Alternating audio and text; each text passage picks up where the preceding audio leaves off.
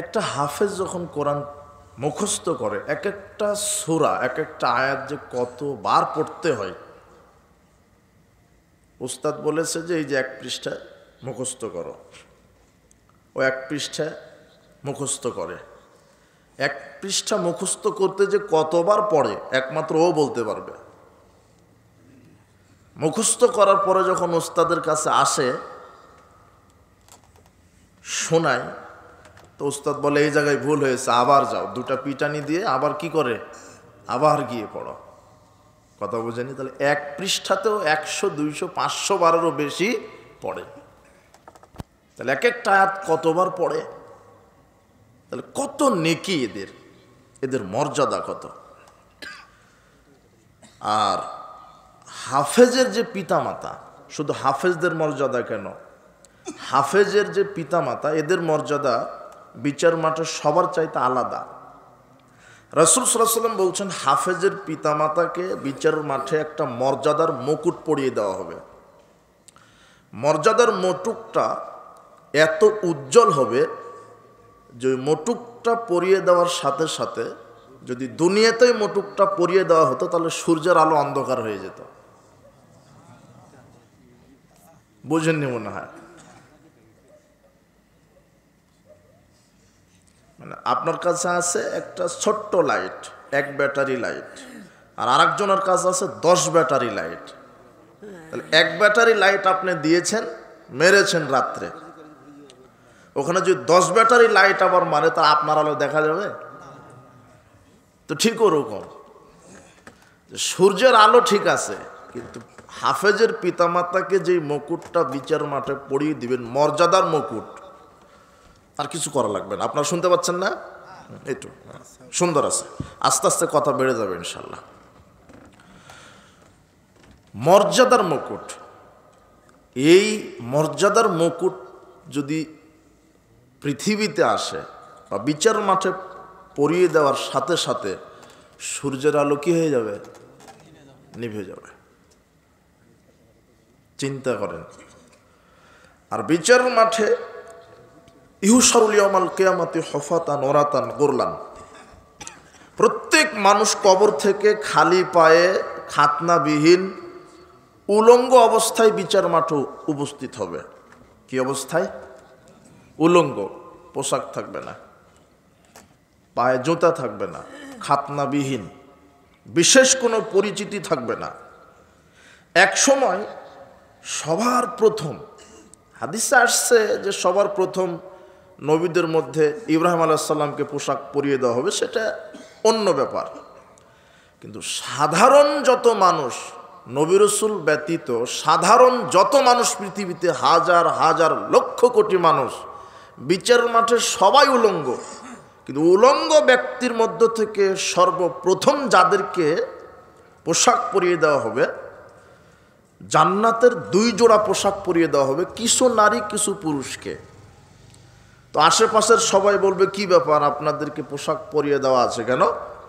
তখন ওনারা বলবেন ফালা নাদরি, আমরাও জানি না কেন আমাদেরকে পোশাক পরিয়ে দেওয়া হলো। তখন আল্লাহ বলবেন যে যেসব নারী পুরুষকে আমি, বিচার শুরুই হয়নি, জান্নাতে প্রবেশ করেনি, ওগুলি বহু পরে হবে, শুধু কবর থেকে বিচার মাঠে উলঙ্গ হয়ে উঠেছিল, কিন্তু প্রথম এক শ্রেণীর নারী পুরুষকে জান্নাতের 2 জোড়া করে কাপড় পরিয়ে দেওয়া হবে। এটা দেখে সাধারণ মানুষ বিচার মাঠে ওরা বলা বলি করবে যে কি ব্যাপার, আপনাদেরকে জান্নাতের পোশাক পরিয়ে দেওয়া হলো কেন? তো যাদেরকে পরিয়ে দেওয়া হয়েছে ওরাও বলতে পারবে না যে কেন। তখন আল্লাহ বলবেন যে যেই সব নারী পুরুষকে আমি জান্নাতের 2 জোড়া পোশাক পরিয়ে দিয়েছি বিচার শুরু হওয়ার আগেই, ওরা হচ্ছে হাফেজ, হাফেজার পিতামাতা।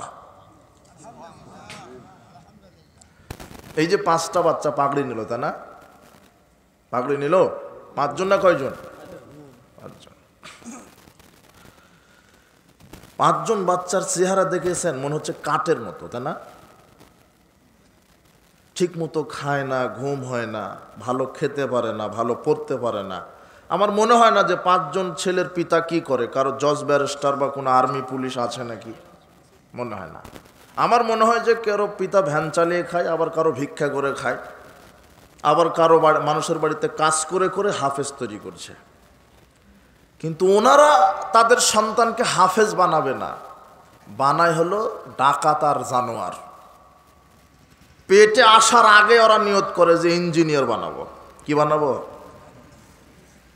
পেটে আসেইনি, বলছে যে একে ডাক্তার বানাবো। আদর্শ পিতামাতার বৈশিষ্ট্য, সে আল্লাহকে বলবে রব্বি হাবলি মিনাস সলিহিন, হে রব আমাকে সৎ সন্তান দান করো। স্ত্রীর গর্ভে যখন বাচ্চাটা আসবে, একজন প্রকৃত আদর্শবান পিতামাতা প্রথম নিয়ত করবে, আল্লাহ আমার এই সন্তানকে বড় আলেম তৈরি করো। এটা পিতামাতার নিয়ত হতে হবে। কিন্তু পেটে আসার আগে বলছে কি ইংরেজিতে পড়াবো, ডাক্তার বানাবো, ইঞ্জিনিয়ার বানাবো। তাই দেখেন না এখন দুধ ছাড়েইনি, তাতেই হাফ কেজি 1 পোয়া কেজিতে ভর্তি করে দিচ্ছে। এখন কি কেজি নাই, কেজি স্কুল? বুঝেন না মনে? আপনার সাতক্ষীরার মানুষ বুঝেন, বুঝতে পারছেন আমার ভাষা? সাতক্ষীরার মানুষ তো স্ট্যান্ডার্ড, স্মার্ট, সাতক্ষীরার ঐতিহ্য আছে, একটু ধৈর্যশীল হবেন। আমি কিন্তু বক্তা না, ওয়াজও করতে পারি না। এই জন্য প্রথমে বলে নি আপনারা একটু ধৈর্য সহ কষ্ট করে আমার কথাগুলো একটু শুনবেন। বক্তা মানে গরম বক্তব্য দিয়ে ওয়াজ করে হাসি কান্না সুর, কথা বুঝেননি? মানে মানুষকে ধরে রাখার একটা ক্যাপাসিটি থাকতে হবে, কিন্তু সেটা কিন্তু আমাদের ভিতরে নাই। তো একটু ধৈর্য ধরবেন।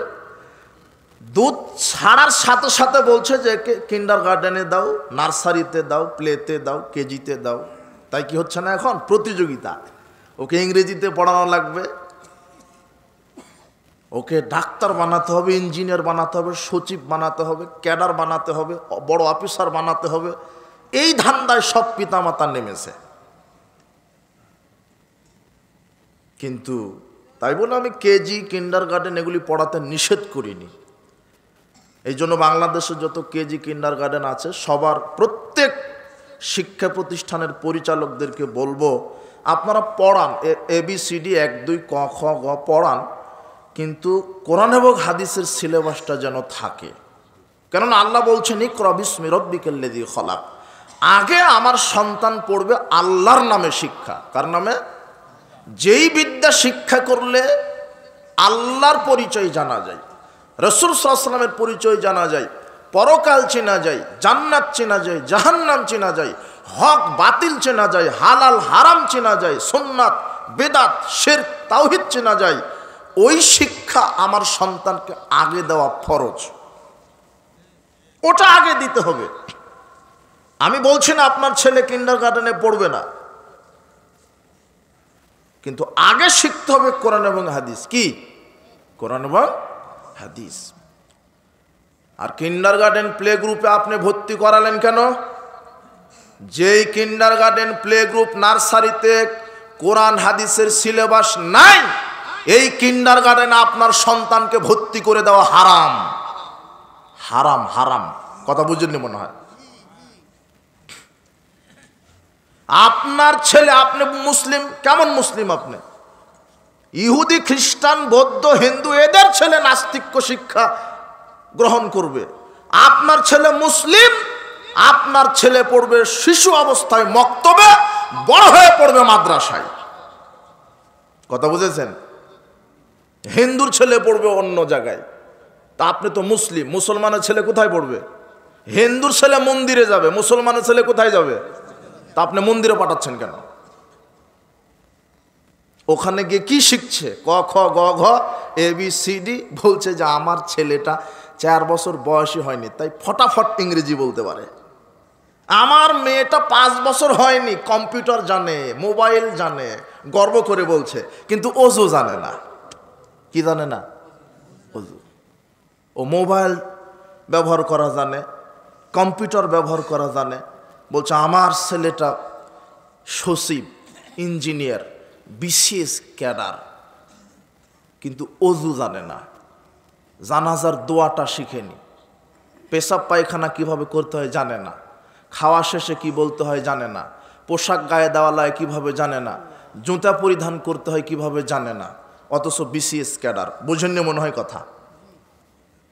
আপনার ছেলেকে মক্তবে পড়াবেন, যেখানে মক্তবে শেখানো হয়, আপনার ছেলে অথবা মেয়েকে শেখানো হয় খাওয়ার শুরুতে বিসমিল্লাহ বলতে হয়, খাওয়া শেষে আলহামদুলিল্লাহ বলতে হয়, পোশাক গায়ে দেওয়ার সময় ডান হাত আগে দিয়ে আলহামদুলিল্লাহিল্লাযী কাসানি হাযা ওয়া রাযাকানি মিন গায়রি হাওলিন মিন্নি ওয়ালা কুওয়া, এই দোয়া বলতে হয়। জুতা পায়ে দেওয়ার সময় ডান পা আগে দিয়ে বিসমিল্লাহ বলে আগে পা ঢুকাতে হয়, খোলার সময় আগে বাম পা খুলতে হয়, পরে ডান পা খুলতে হয়। পেশাব পায়খানা প্রবেশের সময় বিসমিল্লাহ আল্লাহুম্মা ইন্নী আউযু বিকা মিনাল খুবুসি ওয়াল খাবাইস, এই দোয়া বলতে হয়। পেশাব পায়খানা থেকে বের হওয়ার পরে গুফরানাকা বলতে হয়। কারো সাথে সাক্ষাৎ হলে আসসালামু আলাইকুম ওয়া রাহমাতুল্লাহি ওয়া বারাকাতুহু, এই দোয়া বলতে হয়। মানুষ মারা গেলে ইন্না লিল্লাহি ওয়া ইন্না ইলাইহি রাজিউন, এটা বলতে হয়। পিতামাতার জন্য রব্বির হামহুমা কামা রব্বায়ানি সগীরা, এই দোয়া বলতে হয়। পিতামাতা মারা গেলে এইভাবে দোয়া করতে হয়, আল্লাহুম্মা গফির লাহু ওয়ারহামহু ওয়াফি আনহু ওয়াকরিম নুজুলাহু ওয়াসি' মাদখালাহু ওয়াগসিলহু বিল মাই ওয়াস-সালজি ওয়াল বারাদ ওয়ানাক্কিহি মিনাল খাতায়া কামা ওয়ানাক্কাস সাওবাল আবিয়াজু মিনাদ দানাস ওয়াবদিলহু দারান খায়রাম মিন দারিহি ওয়া হালান খায়রাম মিন আহলিহি ওয়া যাওজান খায়রাম মিন যাওজিহি ওয়াদখিলহুল জান্নাহ ওয়াজহু মিন আযাবিল কবরে ওয়া মিন আযাবিন নার, এইভাবে দোয়া বলতে হয়। এগুলি মক্তবে শেখানো হয়। কোথায়? মক্তবে। কিন্তু আপনার ছেলে বিসিএস ক্যাডার, বলেন যে বেটা জানাজার দোয়া বলো, ও হলুদ পেশাব করে দিবে, বলতে পারবে না। কথা বুঝেননি মনে হয়। এইভাবে সালাত আদায় করতে হয়, সালাতের নিয়ত অন্তরে করতে হয়। জানাজার সালাত এইভাবে করতে হয়, 5 ওয়াক্ত সালাত এইভাবে করতে হয়। সালাতের প্রথমে নিয়াত, এরপরে তাকবীরে তাহরিম আল্লাহু আকবার, তারপরে সানা পড়তে হয়, এরপরে সূরা ফাতিহা পড়তে হয়, অন্য একটি সূরা, তারপরে তাকবীর দিয়ে রুকুতে যেতে হয়। রুকুতে সুবহান রাব্বিয়াল আযীম একবার, সর্বোচ্চ একবার বলা ওয়াজিব, 3 বার 5 বার 7 বার যতবার খুশি বলা যায়। এরপরে সামি আল্লাহু লিমান হামিদা, কওমার ওঠার সময় এটা বলতে হয়। এরপরে কওমার দোয়া আল্লাহুম্মা রব্বানা লাকাল হামদ হামদান কাসীরান তাইয়্যিবান মুবারাকান ফি, এটা বলতে হয়। এরপর আল্লাহু আকবার বলে 7 অঙ্গে সেজদা দিতে হয়। সেজদায় গিয়ে সুবহানা রাব্বিয়াল আলা 3 বার 5 বার 7 বার বলতে হয়। এরপরে আবার আল্লাহু আকবার বলে 2 সেজদার মাঝখানে আল্লাহুম্মা গফিরলি ওয়ারহামনি ওয়াজবুরনি ওয়াহদিনি ওয়াআফিনি ওয়ারযুকনি, এই দোয়া বলতে হয়। এরপরে তাশাহুদে বসে তাশাহুদ পড়তে হয়, দরুদ পড়তে হয়, মাসুরা পড়তে হয়। এরপরে সালাম ফিরিয়ে দিয়ে সালাত শেষ করতে হয়। এটা মক্তবের বাচ্চা সালাত শিখে ফেললো। কথা বুঝেননি মনে হয়। আর আপনার ছেলেটা ইঞ্জিনিয়ার না, ওকে বলেন যে বেটা এখন একটু ফজরের জামাতের ইমামতি করো, তো দেখবেন যে কাঁপা শুরু করে দিয়েছে। ইঞ্জিনিয়ার। কথা বুঝেননি মনে হয়। আপনার ছেলেটা মক্তবে পড়বে, যদি এইভাবে সব দোয়া ইমান আমল শিখে ফেলে, ওই যে পিতামাতার জন্য যে দোয়া করলো না, দেখেন আবু হুরায়রা রাদিয়াল্লাহু আনহু বলছেন, রাসূল সাল্লাল্লাহু আলাইহি ওয়াসাল্লাম বলেছেন, ইন্নাল্লাহা আযজা ওয়া জাল ইয়ারফা দারাজাতা লিল আবদিস সালিহ ফিল জান্নাহ, আল্লাহ বিচারের মাঠে কিছু পিতামাতার জান্নাতে মর্যাদা বাড়িয়ে দিবেন। মর্যাদা। তখন পিতামাতা অবাক হয়ে বলবেন, আন্নালি হাজিহি, প্রতিপালক এত মর্যাদা আমাদের, এই স্বর্ণের বাড়ি, স্বর্ণের গাছ, স্বর্ণের চেয়ার, এই দুধের ঝর্ণা, মধুর ঝর্ণা, আমাদেরকে এত নাজ নিয়ামত দিলেন, এততলা বিল্ডিং দিলেন আমাদেরকে, আমরা তো অল্প অল্প আমল করেছিলাম, অত বেশি আমল তো করতে পারিনি, এত মর্যাদা দিলেন কেন? তখন আল্লাহ বলবেন, বিস্তিগফারা ওয়ালাদিকা লাক, ওই যে তুমি দুনিয়াতে সৎ সন্তান রেখে এসেছিলে, তারা বেশি বেশি তোমার জন্য, তোমাদের জন্য দোয়া করত, ক্ষমা প্রার্থনা করত। তোমার সৎ সন্তানের দোয়ার বদৌলতে আমি আল্লাহ তোমাদেরকে জান্নাতে মর্যাদা বাড়িয়ে দিয়েছি। কিন্তু এমন ছেলে রেখে গেছেন, ও কি, ও দোয়ায় জানে না তো কি রেখে গেলেন আপনার, কেমন ছেলেকে রেখে গেলেন যে গাঁজা ইয়াবা ছাড়া একদিনও চলে না? কেমন ছেলেকে রেখে গেলেন, সালাত তো বহুদূরের কথা, অজুই শিখেনি। আপনি আবার হাসছেন, একটা লজ্জা তো থাকা দরকার। কেমন মেয়েকে রেখে গেলেন যে ল্যাংটা পোশাক পরে ঘুরে?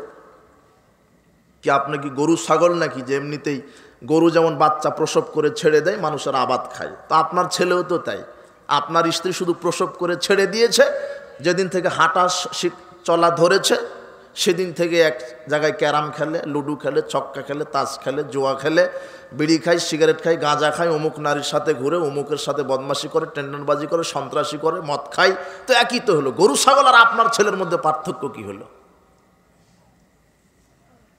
আবু সাঈদ খুদরী রাদিয়াল্লাহু আনহু বলেন, রাসূল সাল্লাল্লাহু আলাইহি ওয়াসাল্লাম বলেছেন, মান আলা খালাসা বানাতিন, যেই পুরুষ মানুষের 3টা কন্যা সন্তান আছে, যেই পিতার 3টা কন্যা সন্তান যেই পিতা বড় করেছে, ফাদ্দাবাহুন্না, মেয়েদেরকে সুন্দর শিষ্টাচার শিক্ষা দিল, ওয়াজাওয়াজুহুন্না, মেয়েদেরকে সৎ ছেলের সাথে বিবাহ দিয়ে দিল, ওয়াহসানা ইলাইহিন্না, মেয়েদের সাথে সদাচরণ করলো, ফালাহুল জান্নাহ, ওই 3 কন্যার বাপের ওপর আল্লাহ জান্নাতকে ওয়াজিব করে দিল। হাদিসে এসেছে 3 কন্যা, আর এক হাদিসে এসেছে 2 কন্যা। আরে একটা মেয়ে থাক আপনার, একটা মেয়েকে যদি শিষ্টাচার শিক্ষা দেন আর সৎ ছেলের সাথে বিবাহ দেন আর মেয়ের সাথে যদি সদাচরণ করেন, 1 কন্যার বাপের ওপরে আল্লাহ জান্নাত ওয়াজিব করে দিবেন। তো মেয়েকে কি শিক্ষা দিলেন? ও ল্যাংটা হয়ে ঘুরে, বাপ মেয়েকে শিক্ষা দিবা, আম্মু পর্দায় চলো, এইভাবে অজু করো, 5 ওয়াক্ত সালাত আউয়াল ওয়াক্ত আদায় করো, ঘুমানোর পূর্বে কোরআন তেলাওয়াত করো, ফজরের পরে আবার কোরআন তেলাওয়াত করো, খাওয়ার সময়তে ডান হাতে খাও, বিসমিল্লাহ বলে খাও, খাওয়া শেষে দোয়া বলো, পিতামাতার খেদমত করো, প্রতিবেশীর সাথে ভালো আচরণ করো, পর্দায় চলো, কোনো পুরুষের সাথে চলো না, বয়ফ্রেন্ডের সাথে চলো না। এইভাবে উপদেশ দিবে, শিক্ষা দিবে, শিষ্টাচার শিক্ষা দিবে। 2 নম্বর, সৎ ছেলের সাথে বিবাহ দিবে। কোন ছেলের সাথে? সৎ ছেলে। সৎ ছেলেকে যে গাঁজা খায়, তাই না, যে দাড়িটা চাষে, প্যান্টটা টাকনোর নিচে, যে গান বাজনা শোনে, এ সৎ ছেলে? যে মদ খায়? জি না। সৎ ছেলেকে যার মুখে দাঁড়িয়ে আছে, প্যান্ট টাকনোর উপরে, 5 ওয়াক্ত সালাত আদায় করে, চরিত্র সুন্দর, হালাল রুজি ভক্ষণ করে, যার ভিতরে তাকওয়া আল্লাহ ভীতি আছে, এ হলো সৎ ছেলে। কি ছেলে? কিন্তু এখন সমাজে মেয়ের বাপ যখন বিয়ে দিতে চাচ্ছে মেয়েকে, কি এর সৎ ছেলে? 2 পরিবার থেকে বিবাহ এসেছে প্রস্তাব। এক পরিবার আপনারা এই হেফজখানায় চাকরি করে, মাসে 15,000 টাকা বেতন পায়। আর আরেক পরিবারের ছেলে ব্যাংকে চাকরি করে, মাসে 80,000 টাকা বেতন পায়। মেয়ে হলো হাজী সাহেবের। কার? হাজী সাহেব। হাজী সাহেব তার মেয়েকে বিবাহ দিবে, 2 পরিবার থেকে বিবাহের প্রস্তাব। এক ছেলে হেফজখানায় চাকরি করে, মাসে 15,000 টাকা বেতন। আর আরেক পরিবারের ছেলে ব্যাংকে চাকরি করে, মাসে 80,000 টাকা বেতন। হাজী সাহেব বলছে, কি এর হাফেজ সাহেব, লাগা 80,000-এর সাথে। কথা বুঝেননি মনে হয়। যার সাথে বিয়ে লাগালো, বিয়ে দিল মেয়েকে, সে অজুই জানে না। কি জানে না? অজু। বিশ্বাস হয় না? বিশ্বাস হয়? আপনার এলাকায় এভাবে তো বলা উচিত হচ্ছে না, একজনকে 1 বদনা পানি দিয়ে বলবেন যে রসুলের তরিকায় অজু করে দেখান তো, পারবে না। ও কিন্তু বিসিএস ক্যাডার, ও সচিব, ও মাস্টার, ও মন্ত্রী, পারবে না। ও আইনজীবী, পারবে না। ও চাকরিজীবী, পারবে না। সালাত তো বহুদূরের কথা, কি শিখে নিও? অজুই শিখেনি, ওর সাথে মেয়েকে উঠায় দিলেন, অথচ বেনামাজির সাথে মেয়ে বিবাহ দেওয়া হারাম। কি? আর এমনিতেই ও সুদি ব্যাংকে চাকরি করে, অথচ সুদি ব্যাংকে চাকরি করার চাইতে ভিক্ষা করে খাওয়া ভালো। সুদি ব্যাংকে চাকরি করা হারাম, সুদি ব্যাংকে চাকরি করা হারাম, ভিক্ষা করে খাওয়া যায়। একজন ভিক্ষুক যদি ভিক্ষা করা টাকা দিয়ে পুঁটি মাছ কিনা আল্লাহর কাছে দোয়া করে, দোয়া কবুল হবে। আর সুদি ব্যাংকে চাকরি করে ওই টাকা বেতন উঠিয়ে যদি গরুর গোশ খেয়ে দোয়া করে বমন হয়ে গেলেও দোয়া কবুল হবে না। সুদ হারাম। সুদ কি?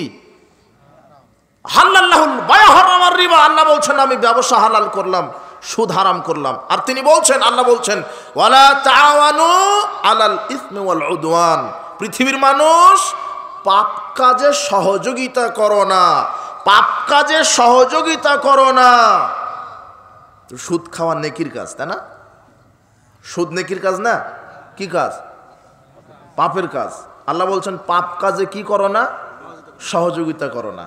তো সুদি ব্যাংকে যে আপনার ছেলেটা চাকরি করে, ও সুদকে কি করছে? আরে সুদি অর্থনীতিকে সহযোগিতা করছে। কথা বুঝেননি মনে হয়। এই জন্য সুদি ব্যাংকে চাকরি করা হারাম। চাকরি করা তো তা হারাম, এটা ঠিক আছে।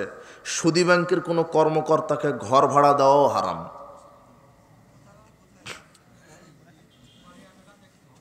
কথা বুঝেননি মনে? এখন বলবেন যে সবাই তো সুদখোর, তাহলে কি করব? তাহলে ভিক্ষা করবেন। কথা বুঝেননি মনে হয়। আপনার এই সাতক্ষীর সদরে মনে হয় সুদ নাই, এজন্য বক্তব্য বুঝতে পারছেন না। সুদখোররা নাই, তাই না? ওই যে সকাল হলে বউকে পাঠিয়ে দেন, ব্যবসা বউকে দিয়ে কিস্তি দেওয়ার জন্য পাঠিয়ে দেন না, ও আপনি গেলে হবে না, আপনি যান, টাকা দিবে না, বউকে আনা লাগবে। কথা বুঝেননি মনে হয়। লানা রাসূলুল্লাহ সাল্লাল্লাহু আলাইহি ওয়াসাল্লাম আকিলা রিবা ওয়া মুকিলা ওয়া কাতাবা ওয়া শাহিদা কালাম সাওয়া। আল্লাহ নবী বলছেন সুদ যে খায়, সুদ যে দেয়, সুদের লেখক, সুদের সাক্ষ্যদাতা, এরা সবাই সমান অপরাধী।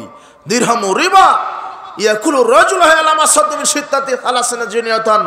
কোনো পুরুষ ব্যক্তি যদি 1 টাকা সুদের সাথে জড়িত থাকে, 36 বার জেনা করলে যেই পাপ হবে তার চাইতে বেশি পাপ হয়। আর রিবাউ সাবুনা জুজান, সুদের পাপের 70টা স্তর আছে। আইসারুহা ইয়ানকাহা রাজুল উম্মাহু, সবচেয়ে ছোট পাপ নিজের মায়ের সাথে জেনা করা। অথচ সবাই সুদের সাথে জড়িত সমাজে। দেখেন, আপনি টর্চ লাইট দিয়ে খুঁজতে হবে যে হালাল খায় কে, প্রায় হারামখোর।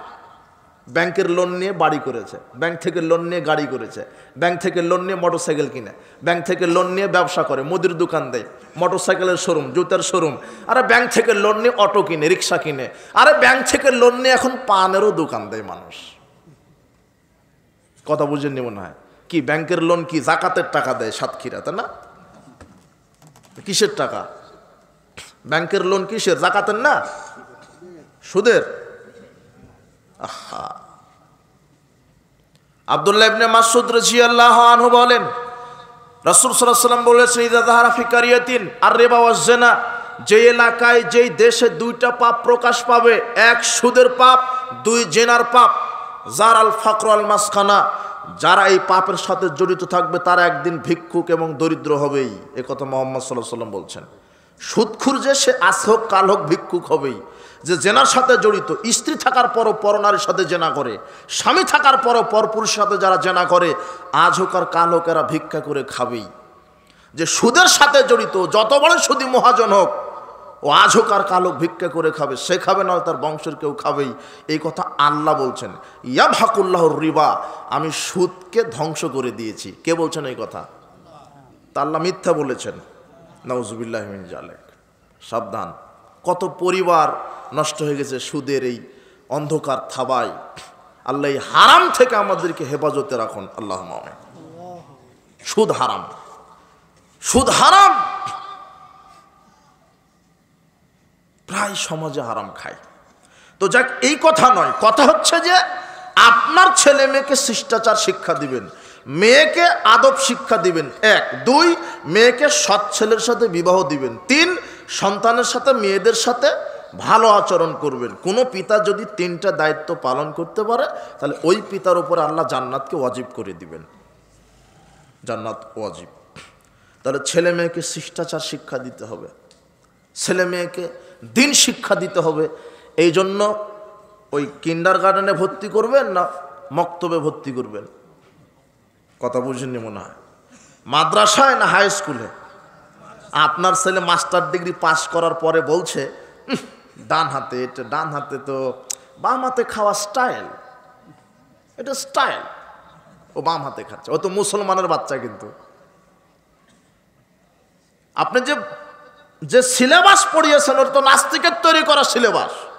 ওই সিলেবাস পড়ে ক্যাডার হয়ে সচিব হয়ে মোটা অঙ্কের বেতন পাওয়ার পরে বলছে দাড়ি রাখতে হবে, বোরখা পড়তে হবে। এগুলো তো গরিব মানুষের কাজ। বোরখা পড়বে গরিব যারা। আমি ধনী মানুষ, হাজার লক্ষ লক্ষ টাকার মালিক, আমার চামড়া সাদা, বোরখা পরে ঢেকে রাখবো কেন? আমার সাদা চামড়া, এত সুন্দর চেহারা, ডানা কাটা পরি, আমি হলো জনগণের সম্পদ। কথা বুঝে নেব না। একটা নারী বোরখা পরে মানে ওর দেহটা হেফাজত করছে। ও মনে করছে না আমি একটা পুরুষের সম্পদ, সে হলো আমার স্বামী। সুবহানাল্লাহ। আর যেই নারীটা ল্যাংটা হয়ে চলছে এ মনে করছে যে না না, এটা আমার একটু শরীরে এত সুন্দর চেহারা, আমার ঢেকে রাখলে দেখবে কি মানুষ? আচ্ছা বলেন তো, যে খোলা রেখেছে ও মানুষকে দেখানোর নিয়তেই না?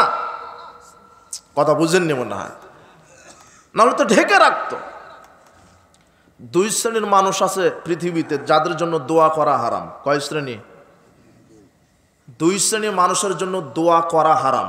দোয়া বুঝেন? আল্লাহ লোকটাকে ক্ষমা করো, আল্লাহ লোকটার উপরে রহম করো, আল্লাহ লোকটাকে বারাকা দান করো, আল্লাহ এই ব্যক্তির উপরে তুমি কল্যাণ নাজিল করো, আল্লাহ লোকটাকে তুমি সুস্থ করে দাও। এগুলি কি করছেন আপনি? দোয়া। কিন্তু দুই শ্রেণীর মানুষ আছে এদের জন্য দোয়া করা কি যাবে না। তার এক হচ্ছে হারামখোর। কি খুর? কি খুর? হারামখোর। হারাম কে খায়? হারামখোরকে যে বিড়ি খায়, সিগারেট খায়, জর্দা খায়, গোল খায়, আলাপাতা খায়, ইয়াবা খায়, ফেন্সিডিল খায়, এল হল হারামখোর। কি খুর? যে বিড়ি খায়, জর্দা খায়, গোল খায়, হারামখোর। সুদ ঘুষ দুর্নীতি যারা করে হলো হারামখোর। এদের জন্য দোয়া করা কি হারাম। আপনাকে দলিল দিয়ে যাই, হুজুরকে পড়তে বলেন। সহিহ মুসলিমের 423 নম্বর হাদিস। আব্দুল্লাহ ইবনে ওমর বলছেন, আমি ইবনে আমেরকে দেখতে গেলাম। ইবনে আমের এক লোক। তো ইবনে আমেরের বাড়িতে যখন ঢুকলাম তখন ইবনে আমের আমাকে দেখেই বললেন, আলা তাদউল্লাহ আলী, হে আব্দুল্লাহ ইবনে ওমর, আপনি আল্লাহর কাছে আমার জন্য একটু দোয়া করেন। তখন আব্দুল্লাহ ইবনে ওমর বলছেন, ওয়াকুনতা আলাল বাসরা, আপনি তো বসরার মন্ত্রী ছিলেন। বসরার মন্ত্রী থাকা অবস্থায় জনগণের চাল, গম, ভুট্টা, সয়াবিন তেল, সরষের তেল, রড, সিমেন্ট সব জম্মের চুরি করা করছেন। কাজে আপনার জন্য দোয়া চলবে না। দলিল পেলেন? খালি আপনার জন্য করা লাগবে নাকি? সুদখুর জুমার দিনে এসে হুজুরকে বলছে, হুজুর একটু মেরে দেন, একটু লম্বা দোয়া। ওর জন্য দোয়া করা কি চলবে না। যারা সুদখুর, ঘুষখুর, হারামখুর, বিড়িখুর, সিগারেটখুর, জর্দাখুর, গোলখুর, এরা হলো হারামখুর। এদের জন্য দোয়া করা কি হারাম। আর আরেক শ্রেণী হচ্ছে এই যে ল্যাংটা মহিলা জাত, যারা ল্যাংটা, উলঙ্গ, যারা বেহায়া, বেশরমা, যাদের মাথার কাপড় থাকে না, শরীরে কাপড় থাকে না, ল্যাংটা পোশাক পরে রাস্তাঘাটে ঘুরে কত পুরুষের ইমান আমলকে নষ্ট করছে। আল্লাহ নবী বলছেন মুসনাদ আহমদ, এই দলিলও নেন, আপনি পড়েন, পড়াশোনা করেন, শুধু হা করে বক্তব্য শুনেন না, পড়াশোনা করেন। হুজুরকে পড়তে হবে। মুসনাদ আহমদের 7083 নম্বর হাদিস। আল্লাহর নবী বলছেন, ইল আনু হুন্না, উলঙ্গ নারীদেরকে দেখার সাথে সাথে তোমরা অভিশাপ দাও। কি দাও? ফাইন্না হুন্না মালউনা, কেননা ওরা আল্লাহর পক্ষ থেকে বিশেষ স্পেশালিস্ট ভাবে এরা অভিশপ্ত। কি এরা অভিশপ্ত? যেই নারীর মাথার চুল দেখা যাচ্ছে ও অভিশপ্ত, যেই নারীর শারীরিক গঠন বোঝা যাচ্ছে অভিশপ্ত, যেই নারী হাটে বাজারে গিয়ে পরপুরুষের সামনে ঢং ঢং করে হাঁটে ওই নারী অভিশপ্ত, যেই নারী মানুষের এই বাড়ি ওই বাড়ি যায়, এই পাড়া ওই পাড়া যায় উলঙ্গ হয়ে, যেই নারী রাস্তাঘাট দখল করে নিয়েছে, বাজার দখল করে নিয়েছে উলঙ্গ পোশাক পরে, এই নারী অভিশপ্ত। আল্লাহর নবী বলছেন, লা ইয়াদখুলনাল জান্নাহ, এই উলঙ্গ বেহায়া নারী জান্নাতে যাবে না। ওয়ালা ইয়াজিদনা রিহাহা ওয়া ইন্না রিহাহা লা ইউজাদু মিন মাশরিকি কাযা ওয়া কাযা, অথচ জান্নাতের সুগন্ধি, এরা জান্নাতে যাবে না, জান্নাতের সুগন্ধি পাবে না, অথচ জান্নাতের সুগন্ধি পাওয়া যায় 40 বছর পথের দূরত্ব থেকে। তো এই উলঙ্গ নারী জান্নাতের সুগন্ধি। আবার মুখস্থ করেন, কয় শ্রেণীর লোকের জন্য দোয়া করা হারাম? 2 শ্রেণী। তার আপনি থাকতে পারেন হারামখোর, আর আপনার মেয়ে আছে, আপনার স্ত্রী আছে। তাহলে দেখেন এদেরকে সংশোধন করেন, আজকে তওবা করেন, আর গুল জর্দা বিড়ি সিগারেট মুখে দিবেন না। আপনি কেমন করে দিবেন? আপনার হুজুরি তো জর্দা মেরে দেয়। কথা বুঝেন নিব না, ওই জন্য আপনার হালকা হয়ে গেছে যে হুজুরি মারে, আমার মারলে সমস্যা কি। ওই আজকেই কুষ্টিয়ার উপর দিয়ে আসতে দেখলাম যে একর একর জমিতে তামাক চাষ করেছে ওরা। এদিকে আছে নাকি কোথাও? সাতক্ষীরা নাই, আলহামদুলিল্লাহ। ওই কুষ্টিয়া ঝিনাইদহের কিছু এলাকাতে কি হচ্ছে? তামাক চাষ। আর ওই তামাক থেকেই হলো কি, এই যে জর্দা, তামাক পাতা থেকেই জর্দা, তামাক পাতা থেকেই বিড়ি সিগারেটের মশলা। তো তামাক পাতা আপনার বাড়ির গরুকে দেন খাবে না, ছাগলকে দেন খাবে না, কুকুরকে দেন খাবে না, বানরকে দেন খাবে না, শুয়োরকে দেন খাবে না। সেটা খায় আপনার মসজিদের হুজুর, সেটা খায় আপনি, সেটা খান আপনার বাপ, সেটা খায় আপনার মাস্টার, সেটা খায় আপনার সচিব, যা আছে। আর যার ডিগ্রি যত বড়, তার গাঁজার পাওয়ারও তত বড়। আপনার এই সাতক্ষীরা সদরের ভ্যান চালক যে, সে সর্বোচ্চ আকিস কোম্পানির বিড়ি খায়, কিন্তু যে মাসে 30-40 হাজার টাকা বেতন পায়, ও বলছে কি এর আকিস কোম্পানি, লাগাও বেনসন সুইচ। কথা বুঝে নেব না। আর যে হাজার হাজার কোটি টাকা দুর্নীতি করছো, কি এর বেনসন সুইচ, লাগাও বাংলা ইংরেজি। বেতন যার বেশি, গাঁজার পাওয়ার তত কি বেশি। আর যে যত শিক্ষিত, তার গাঁজার পাওয়ারও তত বেশি। ও বলছে যে আমি 5 পাস করেছি, আমাকে সিগারেট খেলে মানাবে না। আর ওই ছেলেটা বলছে যে আমি ঢাকা বিশ্ববিদ্যালয়ে ফারেক, আমাকে কি খেতে হবে? বেনসন। কথা বুঝেন নি মনে হয়? এরা হলো তথাকথিত শিক্ষিত, যেটা কুকুর সিগালে খায় না। আর যারা বিড়ি সিগারেট জর্দাগুল খাচ্ছে, এদেরকে নতুন আবার একটা কথা আমি বলেছি, যারা হলো বলদ। এরা কি? যারা জর্দা খায়, বিড়ি খায়, সিগারেট খায়, গুল খায়, এরা হলো অরিজিনাল বলদ। এরা কেভাবে, কেন বলদ? বলদ এইভাবে যে এরা নগদ জানে যে এটা ক্ষতিকর, তারপরেও খায়। একটা দোকানে গিয়ে বলছেন যে আমাকে 1 প্যাকেট বিস্কিট দেন, তো ভালো ভালো কোম্পানির বিস্কিট দিবেন। তো বিস্কিটের প্যাকেট নেওয়ার পরে বিস্কিটের গায়ে লেখা আছে যে বিস্কিট পান, বিষ পান। বিস্কিট খাওয়া ক্যান্সারের কারণ। তাহলে আপনি দোকানদারকে কি করবেন? সালাম দিবেন, তাই না? কি দিবেন? বলবে যে লাঠি কোথায়? বুঝতেছেন আমার কথা? তো বিস্কিটের গায়ে কি লেখা আছে? বিস্কিট পান, বিষ পান। বিস্কিট খাওয়া ক্যান্সারের কারণ। তো আপনি বিস্কিট কিনবেন? আপনার বাচ্চাটা দুধ পায় না, আপনার ছোট বাচ্চা দুধ পায় না, আপনি বলছেন 1 প্যাকেট ল্যাকটোজেন দেন, অথবা যে দুধের যে কোটা পাওয়া যায় না, কি বিভিন্ন কি ডানো বা ডানো যাক, বিভিন্ন অনেক কিছু পাওয়া যায়। তো বাচ্চাকে দুধ খাওয়াবেন ওটা নিয়ে গিয়ে, তো ওখানে ওই প্যাকেটে লেখা আছে দুধ পান, বিষ পান, এই দুধ খেলে ক্যান্সারের কারণ। তো দোকানদারকে কি করবেন আপনি? কিনবে না বলে। কিনা তো বহুদূরের কথা, আগে লাঠি কোথায়? কথা বুঝেননি মনে হয়? কে রে, তুই কি বিস্কিট বিক্রি করিস যে খেলে ক্যান্সারের কারণ হবে? ওটা কিনবে কেউ না। কিন্তু এই হারামখোর এত বলদের বলদ, ও যেটা কিনছে ওর প্যাকেটে লেখা আছে ধূমপান, বিষ পান, ধূমপান ক্যান্সারের কারণ, ওটাই কিনে খায়। কথা বুঝেননি মনে হয়? প্রমাণ হলো প্রমাণিত, তাই না? এখন প্রমাণ হয়ে গেল না? কথা বুঝেছেন? তাহলে এই যে হারামখোর, এদের জন্য দোয়া করা হারাম। আর যারা ল্যাংটা মহিলা, এদের জন্য দোয়া করা হারাম। তবে একটা দোয়া গোপনে তাও করবেন, ওদের সামনে না, যে আল্লাহ তুমি এদেরকে হেদায়েত দান করো। আমরাও আজকের মাহফিল থেকে দোয়া করি, আল্লাহ যত হারামখোর, যত বেহায়া বেশরমা মহিলা আছে, আল্লাহ তুমি এদেরকে হেদায়েত দান করো। কথা বুঝেছেন? আল্লাহ তাদেরকে হেদায়েত দিক। তো কথা বিভিন্নভাবে চলে আসলে হাফেজদের কথা বলতে গিয়ে আপনার ছেলে মেয়েকে সঠিক শিক্ষা দিবেন, ঠিক আছে না? যেই শিক্ষা আল্লাহকে চিনতে পারবে, পরকালকে চিনতে পারবে, ওটাই প্রকৃত শিক্ষা। আপনার ছেলেকে তাই বলে আমি ওই যে বিশেষ ক্যাডার বানাতে নিষেধ করছি না, ইঞ্জিনিয়ার হতে নিষেধ করছি না, ডাক্তার হতে নিষেধ করছি না। আপনার ছেলেই ডাক্তার হবে, কিন্তু আগে কোন বিদ্যা? কোরআন এবং হাদিসের বিদ্যা। আপনার ছেলেটা ডাক্তার হবে, আগে কোন বিদ্যা শিখে?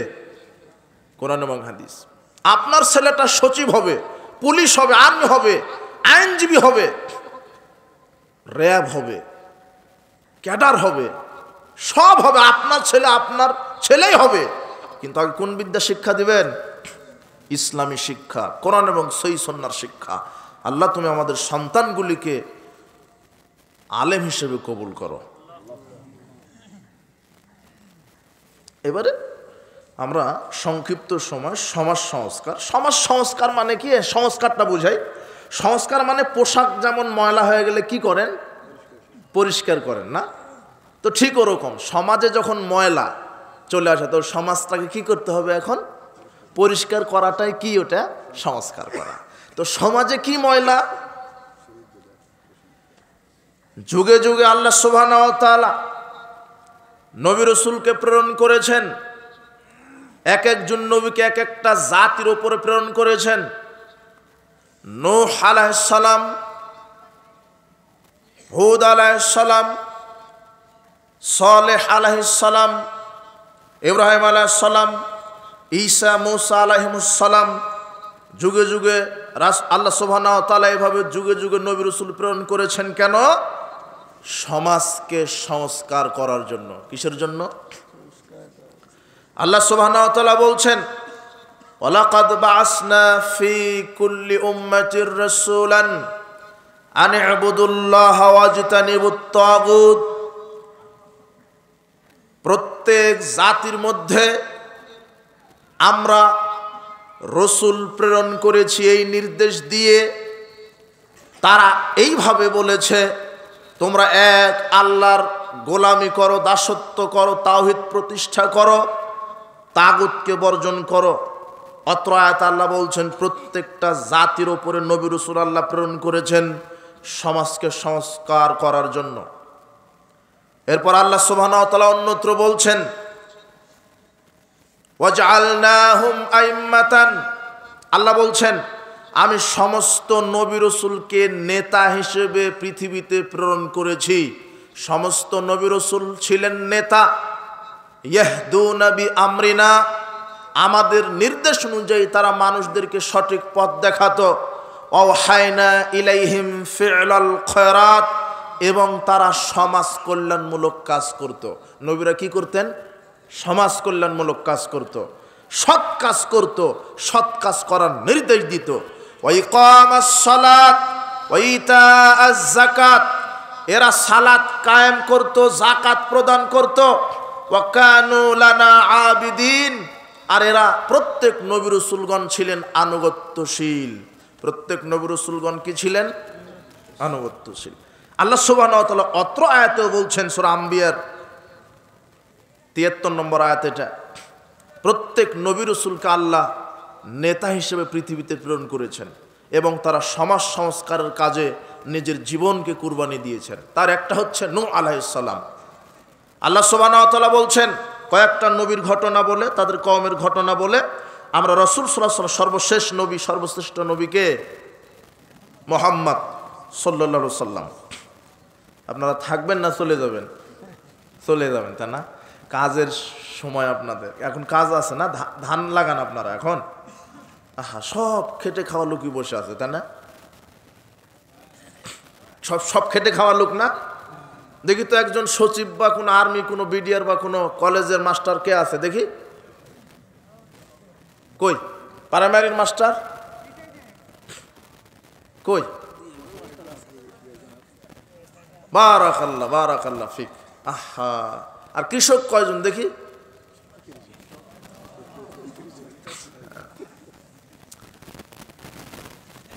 সবাই কৃষক, তাই না? আহা, এই যে রাত জেগে কোরআন শুনছেন, আবার সকালে উঠে কাজ করবেন, আল্লাহ এদের অর্থনীতিতে তুমি খাস রহমত বরকত নাজিল করো। চাকরিজীবী ভাই আসছে, তার চাকরিতে আল্লাহ তুমি বারাকা দান করো। অধিকাংশ মাহফিলে এরা আসে না, ও টিভি নিয়ে ব্যস্ত থাকে, গেমস খেলা নিয়ে ব্যস্ত থাকে, বলে মাস গেলেই বেতন পাই, কি খামোখা শীতের সময় অযথা হুজুরের বকর বকর শুনবো কেন? কথা বুঝেননি মনে হয়, আপনি আবার রাগ করেন না, আল্লাহ আপনাকে সঠিক বুঝতে, কথা তো এটাই, কথা বুঝেননি মনে হয়। আমি যে কথা বলছি এর ভিতরে কি কোনো সন্দেহ আছে নাকি? কি এই এলাকায় কি জানে না এই এরা? প্রধান অতিথি কই আসছে?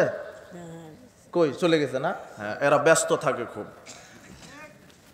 দেখি কি এখানে আছে। ও আচ্ছা আচ্ছা আচ্ছা, এটা তো সাংগঠনিক প্রোগ্রাম, তাই না? আমরা বিভিন্ন প্রোগ্রামে গেলে প্রধান অতিথি যারা, এরা খুব ব্যস্ত, কিন্তু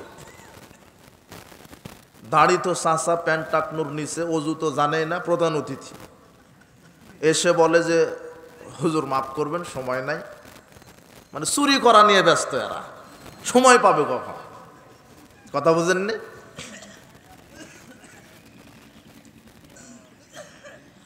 আরে নেতাদেরকে তো দিন শিখতে হবে, যে সমাজ সংস্কার, নেতা ঠিক, সমাজ পরিবর্তন হবে ইনশাআল্লাহ। পানির ট্যাঙ্কিতে যদি মরা কুকুর পড়ে থাকে, ভালো পানি আপনার সাপ্লাই হবে? ওই ট্যাঙ্কি পরিষ্কার করা লাগবে, ট্যাঙ্কি পরিষ্কার করলে কি ভালো পানি সাপ্লাই হবে। তো নেতা ঠিক করা লাগবে, কিন্তু এই নেতারাই আসে, কোন দিক দিয়ে আসে কোন দিক দিয়ে চলে যায়, মাহফিল কমিটি টের পায় না। এই জন্য আল্লাহ আমাদেরকে কোরআন এবং সহিহ সুন্নাহর সঠিক বুঝ দান করুন। তো সমাজ সংস্কারের কথা এখানে এইভাবে বলছি যে যুগে যুগে প্রত্যেক নবী রাসূলগণকে পাঠিয়েছেন আল্লাহ কি সংস্কার করার জন্য? সমাজ। আমাদের নবী মুহাম্মদ সাল্লাল্লাহু আলাইহি সাল্লামকে শ্রেষ্ঠ সমাজ সংস্কারক হিসেবে পৃথিবীতে প্রেরণ করেছেন। আল্লাহ সুবহানাহু ওয়া তাআলা নূহ আলাইহিস সালামকে তার কওমের উপরে প্রেরণ করেছেন। নূহ আলাইহিস সালাম তার কওমকে দাওয়াত দিয়েছেন 50 বছর কম। কত বছর? 1000 বছর। কত বছর কম? 50 বছর কম। 1000 বছর দাওয়াত দিয়েছেন, শুধু সমাজ সংস্কারের কাজ করে গেছেন। নূহ আলাইহিস সালাম তার জাতিকে দাওয়াত দিয়েছেন। নূহ আলাইহিস সালাম আল্লাহকে বলছেন, আল্লাহ আমি দাওয়াত দিয়েছি আমার জাতিকে দিনে রাতে গোপনে প্রকাশ্যে। যখন আমি তাদেরকে দাওয়াত দিয়েছি তারা কানে আঙুল ঢুকিয়ে দিত, কাপড় দিয়ে মুখ ঢেকে নিত, আমার দাওয়াত তারা শ্রবণ করেনি, তারা শিরকে লিপ্ত ছিল। নূহ আলাইহিস সালাম বলেছেন, তোমরা এমন আল্লাহর ইবাদত করো যিনি আকাশ জমিন সৃষ্টি করেছেন, যিনি আকাশ জমিন থেকে তোমাদেরকে রুজি দেন। এভাবে নূহ আলাইহিস সালাম তার কওমকে বুঝিয়েছেন, কিন্তু তারা ষড়যন্ত্র এঁটে বলল যে না, তোমাকে আল্লাহ কেন নবী হিসেবে প্রেরণ করবেন? তোমার টাকা আছে না, পদবি আছে? সমাজে যারা টাকা নাই, পদবি নাই, এদেরকে মানুষ কিন্তু কি মূল্যায়ন করে না। একজন সুদখুর সুদী মহাজন আর একটা পটলের দোকানদার, চেয়ারটা কাকে আগে দিবে? কথা বুঝেননি না? একটা ছেলে 20 লক্ষ টাকা ঘুষ দিয়ে চাকরি নিয়েছে, বলে চাকরিজীবীও। আর একটা ছেলে 5 লক্ষ টাকা দিয়ে চাউলের দোকান করেছে, বলে দোকানদার। কথা বুঝেননি মনে হয়? অথচ ওই হারামখোর আর এই চাউলের দোকান কি খুর? হালালখোর। এর দাম আল্লাহর কাছে কি বেশি। ঘুষখোর আছে না? ঘুষখোর আছে, সব জায়গায় ঘুষখোর, চুর ডাকাত সব জায়গায়। মসজিদ মাদ্রাসা বাদ নাই, কিন্তু মসজিদ মাদ্রাসা তো ঘুষখোর। মাদ্রাসার যে প্রিন্সিপাল, এ হলো আরো অরিজিনাল ঘুষখোর। ও দাড়িতে কালার করে মেহেদি দিয়ে টুপি আলখাল্লা জুব্বা পরে ও প্রিন্সিপাল শিক্ষক নিয়োগ দিতে বসেছে। 2 বার হজ করা, 6 বার উমরা করা প্রিন্সিপালের। শিক্ষক নিয়োগ দিতে বসে বলছে যে 5 লক্ষ টাকা মিষ্টি খাওয়ার জন্য আমাকে দিতে হবে। মিষ্টি খাওয়ার জন্য কয় লাখ লাগে? আর যখন বলছে 5 লাখ দিতে হবে, তখন 2 বার হজ করা আছে। কথা বুঝেননি মনে হয়? মাদ্রাসার প্রিন্সিপাল 1 টাকা যদি দুর্নীতি করে তাহলে তার পরিণাম জাহান্নাম। তাহলে দুর্নীতি 1 টাকা যদি পরিণাম জাহান্নাম হয়, তাহলে মসজিদের যে ক্যাশিয়ার আছে তার কি হবে বিচারের মাঠে? মাদ্রাসার যে অর্থনীতির দায়িত্বে আছে তার কি হবে বিচারের মাঠে, এই দেশের নেতা নেত্রীর কি হবে বিচারের মাঠে। আল্লাহ এদেরকে হেদায়েত দান করুন। তো বলছিলাম কোন কথা, যে নূহ আলাইহিস সালামের সময় নেতারা বলল, আরে ওকে কেন তোমরা মানবে, ওর না টাকা আছে না মূল্য আছে না কি আছে ওর, যদি আল্লাহ নবী হিসেবে প্রেরণ করতেন তাহলে ফেরেশতাদেরকে প্রেরণ করতেন, অর্থবিত্তশালী লোককে প্রেরণ করতেন। এইভাবে জাতিকে ভুল বুঝাচ্ছে তারা নেতারা। কিন্তু নূহ আলাইহিস সালাম বলছেন, আল্লাহ আমি দিন নাই রাত নাই গোপনে নাই প্রকাশ্যে নাই সব সময় দাওয়াত দিচ্ছি। 950 বছর দাওয়াত দিলেন। এরপরও কি করে, কিছু দুষ্টু লোকেরা নূহ আলাইহিস সালামকে মেরে অজ্ঞান করে বাড়িতে ফেলে দিয়ে আসে। সকালবেলা আবার নূহ আলাইহিস সালাম ওইভাবেই আবার দাওয়াত দেয়। কথা বুঝেননি মনে হয়।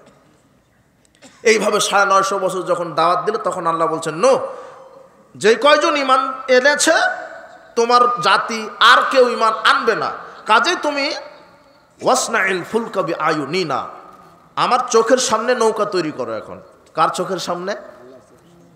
তাহলে আল্লাহর কি আছে? কিন্তু যে এক শ্রেণীর কাঠমোল্লারা বলে যে আল্লাহ নিরাকার, কথা বুঝেননি মনে হয়। এটা তো কোরআন মাজিদের আয়াত। নূহ আমার চোখের সামনে কি তৈরি করো? নৌকা তৈরি করো। তো নূহ আলাইহিস সালাম নৌকা তৈরি করতেছেন, কাফেররা ঠাট্টা করে, নৌকা তৈরি করে, নৌকা তৈরি করে। কিন্তু ফায়সালা তো কার, পরিকল্পনা কার কাছে? আল্লাহর কাছে। নৌকা তৈরি হয়ে গেল। আল্লাহ বললেন, আমি চুলার তল থেকে পানি উঠিয়ে দিলাম। কোথায় থেকে? চুলা বুঝেন না? চুলার নিচ থেকে পানি, আকাশ থেকে বৃষ্টি দিয়ে দিলাম, টানা বৃষ্টি চলল, এমন প্লাবন দিলাম সারা পৃথিবী ডুবায় দিলাম। তবে ডুবানোর পূর্বে নূহকে বললাম, নূহ পৃথিবীতে যত প্রাণী আছে প্রত্যেকটা জীব বস্তুর জোড়া জোড়া করে নৌকাতে উঠিয়ে নাও। আর তাফসিরে এসেছে যে ওই 40 জন নারী 40 জন পুরুষ, ওটা তাফসিরের কথা। কোরআন হাদিসে কোনো বর্ণনা নাই যে কতজন নারী পুরুষ ঈমান এনেছিল। যতজন নারী পুরুষ ঈমান এনেছে তাদেরকে নৌকাতে উঠিয়েছে, তারা বেঁচে গেছে। আর সবাইকে আল্লাহ ডুবিয়ে কি করে দিয়েছেন? শেষ করে দিয়েছেন। নূহ আলাইহিস সালাম 950 বছর ইসলামের দাওয়াত দিয়েছে, তাওহীদের দাওয়াত দিয়েছে। যারা নূহ আলাইহিস সালামকে মেনে নেয়নি, নূহ আলাইহিস সালামের বিরুদ্ধাচরণ করেছে, আল্লাহ তাদেরকে দাবিয়ে দিয়েছেন। এরপর আল্লাহ সুবহানাহু ওয়া তাআলা বলছেন, ওয়াইলা আদিন আখাহুম হুদা, আমি আদ জাতির নিকটে প্রেরণ করেছি হুদ আলাইহিস সালামকে। ক্বালা ইয়া কওমি ইবুদুল্লাহা মা লাকুম মিন ইলাহিন গায়রু, হুদ আলাইহিস সালাম এই বলে দাওয়াত দিলেন, হে আমার জাতি, সে এক আল্লাহর দাসত্ব করো, তিনি ছাড়া কোনো প্রকৃত মাবুদ নেই। প্রত্যেক নবীর কম জাতি কমন একটা পাপ করত, সেই পাপটা হচ্ছে সবচেয়ে বড় পাপ। কোন পাপ? কি সবচেয়ে বড় পাপ? কোন পাপ? শিরক। এমন একটা নবী নাই যে নবীর জাতি এই পাপ করেনি। কথা বুঝেননি মনে হয়।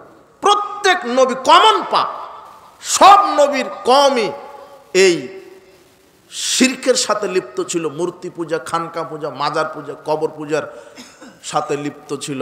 প্রত্যেক নবী একই কথা বলেছেন তার কওমের কাছে এসে। কি কথা? ইয়া কওমি ইবুদুল্লাহা মা লাকুম মিন ইলাহিন গায়রু, হে আমার জাতি, তোমরা এক আল্লাহর গোলামি করো, দাসত্ব করো, তিনি ছাড়া কোনো প্রকৃত মাবুদ নেই। এই কথা বলেছেন। তবে প্রত্যেকটা নবীর জাতি কম কিছু কিছু ভিন্ন ভিন্ন পাপ করত, আর ওই পাপকে সংস্কার করার জন্যই ওই জাতির উপরে আল্লাহ যুগে যুগে কি প্রেরণ করেছেন? নবী রাসূল। কথা বুঝেননি? এই হুদ আলাইহিস সালামকে প্রেরণ করলেন আদ জাতির উপরে। আদ জাতিরা কি করত দেখেন। আদ জাতিরা এরা হলো সুঠাম, বিশাল শক্তিশালী। এরা বড় বড় অট্টালিকা, পাহাড় কেটে বড় বড় অট্টালিকা নির্মাণ করত, বড় বড় প্রাসাদ নির্মাণ করত। অর্থনীতি এরা এত নাচ নিয়ামত দুনিয়া এমনভাবে ভোগ করত, নাচ গান মদ গান বাজনা, অট্টালিকা নির্মাণে এরা দাম্ভিকতা প্রকাশ করত, অহংকার প্রকাশ করত। এমনকি কোরআনে আল্লাহ ওদের কথা নকল করে বলছেন, তারা বলতো মান আসাদ্দু মিন্না কুওয়া, আমাদের চাইতে শক্তিশালী আর কে আছে? আমরা আল্লাহর চাইতেও বড় শক্তিশালী। নাউজুবিল্লাহি মিন যালিক। চিন্তা করেন, আল্লাহ সুবহানাহু ওয়া তাআলা তাদের এইটা সহ্য করেননি। আল্লাহ তাদের উপরে গজব নাজিল করেছেন। 8 দিন 7 রাত্রি এক টানা ঝড় তুফান বৃষ্টি ভূমিকম্প দিয়ে আদ জাতিকে একেবারে খেজুর বৃক্ষের মতো মাটিতে ফেলে দিয়েছিলেন। আল্লাহর পক্ষ থেকে এটা গজব। যারা বড় বড় অট্টালিকা নির্মাণ করে দাম্ভিকতা দেখিয়েছিল, যারা অর্থ সহ্য বীর্যের অহংকার স্ফীত হয়ে যারা মানুষের উপর নির্যাতন করেছিল, এমনকি যারা বলেছিল আমরা পৃথিবীবাসীর মধ্যে সবচেয়ে শক্তিশালী, তাদের অহংকার, দাপট, দাম্ভিকতা, অত্যাচার আল্লাহ এক নিমিষেই কি করে দিলেন? নিঃশেষ করে দিলেন, ধ্বংস করে দিলেন।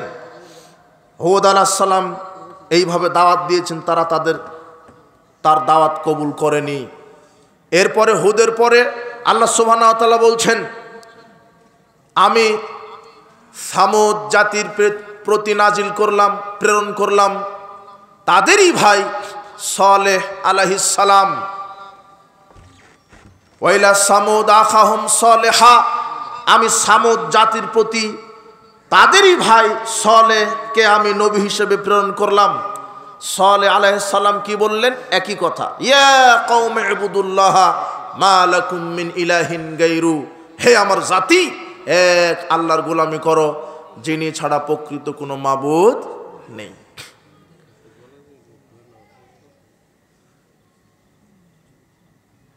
তো সালেহ আলাইহিস সালামের জাতি বলল, ঠিক আছে আমরা মানবো আল্লাহকে, তবে আমরা একটা জিনিস দেখতে চাই। কি? যদি এটা দেখাতে পারো তাহলে আমরা ঈমান আনবো। ওই যে কাতেবা পাহাড়, পাহাড় থেকে একটা উষ্টি বাহির করে দেখাও। কথা বুঝেননি? আচ্ছা ঠিক আছে, সালেহ আলাইহিস সালাম আল্লাহর কাছে বললেন, আল্লাহর নির্দেশে পাহাড় থেকে পাথর ফেটে উষ্টি বের হলো, বিশাল দেহের উষ্টি। আল্লাহ বলে দিলেন যে উষ্টি, ওদের একটা কুয়া ছিল, পানি পান করতেন তারা।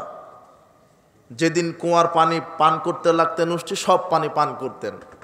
তখন সালেহ আলাইহিস সালাম বললেন, তোমরা একদিন যেদিন উষ্টি পানি পান করবে, সেদিন পানি তো সব শেষ হয়ে যাবে, সেদিন তোমরা উটের দুধ পান করবে। সারা জাতি কম উটের দুধ পান করতেন। কত দুধ আল্লাহ দিতেন। আর যেদিন একদিন উটের দুধ পান করবে, একদিন পানি পান করবে।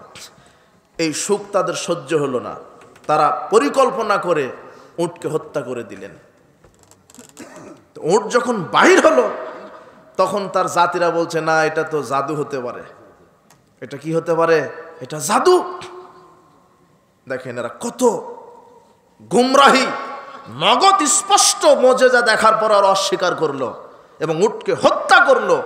আল্লাহ গজব দিলেন, এমন একটা নিনাদ, বিকট আওয়াজ, শব্দ, যেই শব্দে এরা সবাই খড়কুটার মতো জমিনে পড়ে গেলেন। যুগে যুগে যারা সত্যকে অস্বীকার করেছে, এরকম পরিণতি হয়েছে। এরপরে মাদিয়ানবাসীর ওপরে প্রেরণ করলেন শুআয়ব। শুআয়ব আলাইহিস সালামের জাতিরা কি করত? মাপে ওজনে কম দিত, মানুষকে ঠকাতো, খাদ্যে ভেজাল দিত, সন্ত্রাস দুর্নীতির সাথে জড়িত ছিল। আল্লাহ এদেরকেও ধ্বংস করে দিলেন। এরপরে আপনারা মূসা আলাইহিস সালামের ঘটনা জানেন, ফেরাউনের সাগরডুবির ঘটনা জানেন। তো যুগে যুগে নবী রাসূলগণ তার জাতিকে, তার কওমকে ইসলামের তাওহীদের দাওয়াত দিয়ে সমাজকে সংস্কারের জন্য এসেছিলেন। সর্বশেষ সর্বশ্রেষ্ঠ নবী মুহাম্মদ সাল্লাল্লাহু আলাইহি ওয়াসাল্লাম, আল্লাহ সুবহানাহু তাকেও, আল্লাহ সুবহানাহু ওয়া তাআলা মুহাম্মদ সাল্লাল্লাহু আলাইহি ওয়াসাল্লামকেও পৃথিবীতে পাঠিয়েছেন সর্বশ্রেষ্ঠ সমাজ সংস্কারক হিসেবে।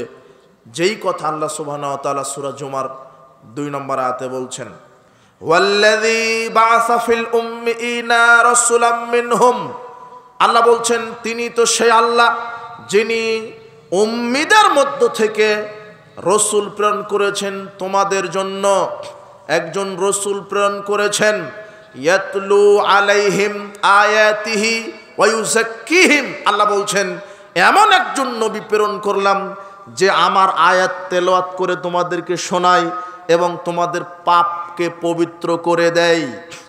ওয়া ইউআল্লিমুহুমুল কিতাব ওয়াল হিকমা, এবং তিনি তোমাদেরকে কোরআন শিক্ষা দেয়, হিকমা শিক্ষা দেয়। সুবহানাল্লাহ। আল্লাহ বলছেন এমন একজন নবী তোমাদের উপর প্রেরণ করলাম, সে কি করে?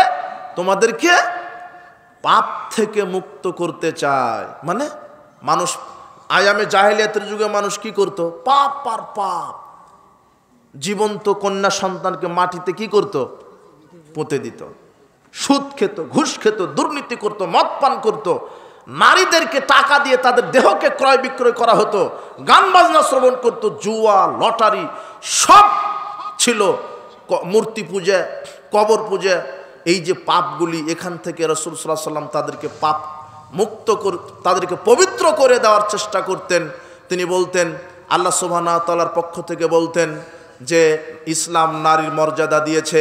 ওই যেই পিতা তার কন্যা সন্তানকে জীবন্ত পুঁতে দিত, রাসূল সাল্লাল্লাহু আলাইহি ওয়াসাল্লাম ইসলাম এনে সমাজ সংস্কারের প্রথম কথা বললেন কি?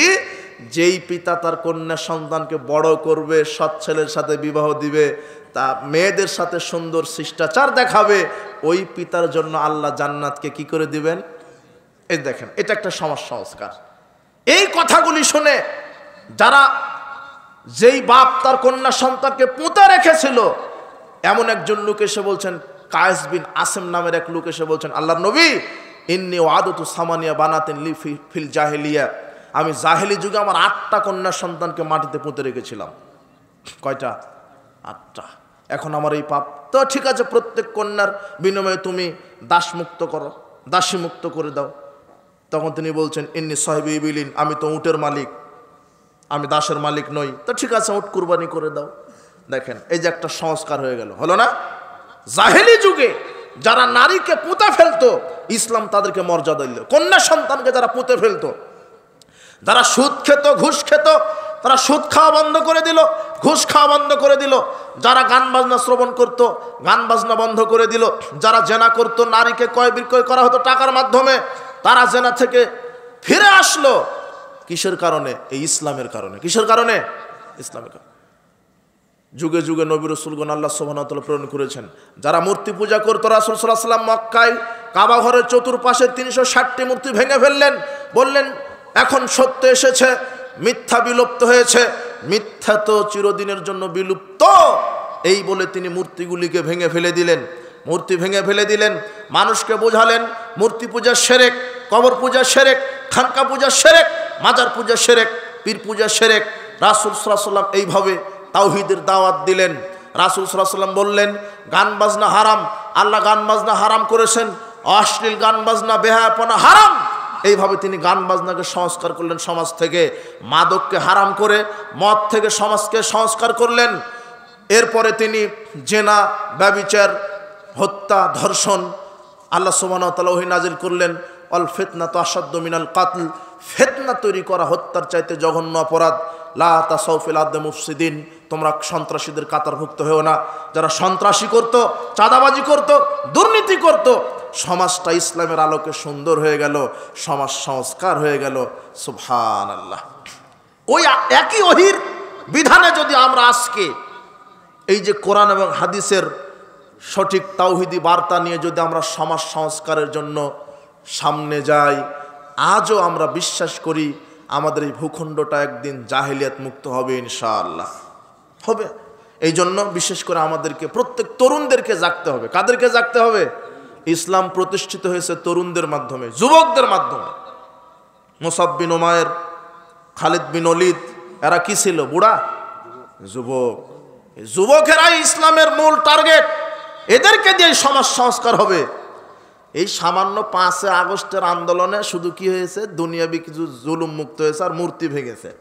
কিন্তু এইবারে আমরা বিশ্বাসী, এই যুবকেরা যদি তাওহীদের ঝান্ডা নিয়ে বাংলাদেশের রাজপথে তাওহীদের ঝান্ডা নিয়ে যদি নামে, ইনশাল্লাহ বাংলাদেশে ইসলাম প্রতিষ্ঠিত হবে, ইনশাল্লাহ হবে।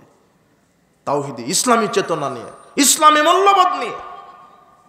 কাজেই যুবকদেরকে এগিয়ে আসতে হবে, যুব সমাজকে এগিয়ে আসতে হবে কোরআন এবং সহিহ সুন্নাহ নিয়ে, ফাজাইলা আমল নিয়ে নয়। কি নিয়ে নয়?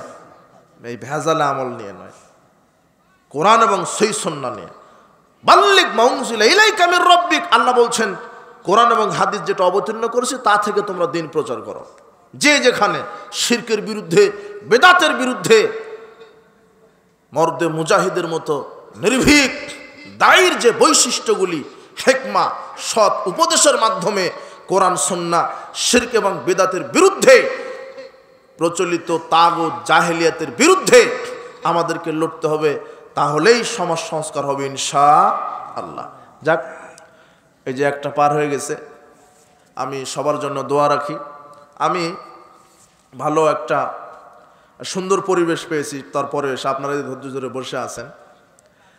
তো আজকের যে আলোচনাটা সমাজ সংস্কারের বিষয়ে, যে কাপড়ে ময়লা লাগলে আপনি কাপড়ের ময়লা পরিষ্কার করেন, কি ব্যবহার করেন?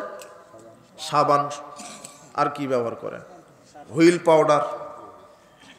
ঠিক সমাজে যখন ময়লা হবে তখন কি দিয়ে পরিষ্কার করবেন? দুইটা, কোরআন এবং সুন্নাহ, সহিহ হাদিস। কোরআন এবং সহিহ সুন্নাহ দিয়ে সমাজকে সংস্কার করতে হবে। যেখানে শিরক সেখানে তাওহীদ ঢুকিয়ে দিতে হবে, তাহলে শিরক সংস্কার হয়ে যাবে। যেখানে বেদাত আছে সেখানে সুন্নাহ। সময় নেই, আমি এগুলা বলতে পারছি না। এরপরে কি? গান বাজনা, সেখানে কোরআন দিয়ে গান বাজনাকে সংস্কার করে দিতে হবে। সুদ, সেখানে জাকাত, সাদাকা, দান দিয়ে সুদকে কি করে দিতে হবে? সংস্কার করে দিতে হবে। ঘুষ, সেখানে কি? সততা, ন্যায়পরায়ণতা দিয়ে ঘুষকে সংস্কার করতে হবে। যেখানে দুর্নীতি সেখানে তাকওয়া, আল্লাহ ভীতি দিয়ে। আল্লাহ ভীতি মানে যে দুর্নীতি করছে, জনগণের টাকা চুরি করছে, ওর যদি আল্লাহ ভীতি থাকতো যে 1 টাকা চুরি করলে জাহান্নাম, ও আর দুর্নীতি করতে পারত? এই সমাজ সংস্কার বিষয়টা অনেক ব্যাপক, কঠিন। আমি ছোট মানুষ, এই বিষয়টা আমাকে দেওয়া হয়েছে। সময় সাপেক্ষে এগুলি দার্সের প্রয়োজন ছিল। আমাদের আন্দোলনের আহলে হাদিস আন্দোলন বাংলাদেশ আহলে যুব সংঘের সমাজ সংস্কারমূলক অনেকগুলি বইপত্র আছে, পড়বেন। সমাজ বিপ্লবের ধারা একটা বই আছে না ভাই? এই বই আপনারা পড়বেন। আহলে হাদিস কি এবং কেন, এটা পড়বেন।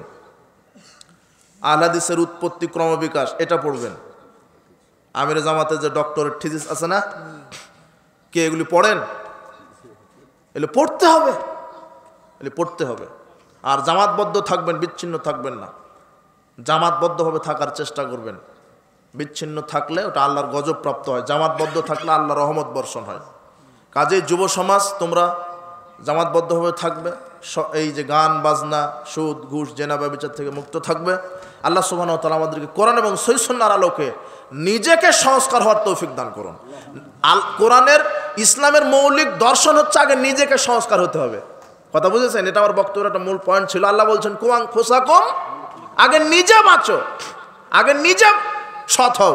দেশে 16 কোটি মুসলমান, 16 কোটি মুসলমান যদি সৎ হয়ে যায় তাহলে রাতারাতি তো ইসলাম অটোমেটিক্যালি কায়েম হয়ে যাবে। কথা বুঝেননি? 16 কোটি মানুষ যদি এক বাক্যে বলে সকল বিধান বাতিল করো, ওহির বিধান কায়েম করো, তাহলে কি ইসলাম কায়েম হয়ে গেল। আপনি ভালো, পরিবার ভালো, পরিবার ভালো, সমাজ ভালো, সমাজ ভালো, রাষ্ট্র ভালো। কথা বুঝেছেন? আগে নিজেকে ভালো হতে হবে। আল্লাহ আজকের এই শেষ যে বাক্যটা আল্লাহ আমাদের মুখ থেকে বাহির করলেন, আল্লাহ আমাদের প্রথমে নিজেকে সংশোধন হওয়ার তুমি তৌফিক দান করো, নিজেকে সংস্কার হওয়ার তুমি তৌফিক দান করো। বারাকাল্লাহু ফিকুম, জাযাকুমুল্লাহ খায়র। সুবহানাকা আল্লাহুম্মা ওয়া বিহামদিক, আশহাদু আল্লা ইলাহা ইল্লা আনতা আস্তাগফিরুকা ওয়া আতুবু ইলাইক। আসসালামু আলাইকুম ওয়া রাহমাতুল্লাহি ওয়া বারাকাতুহু।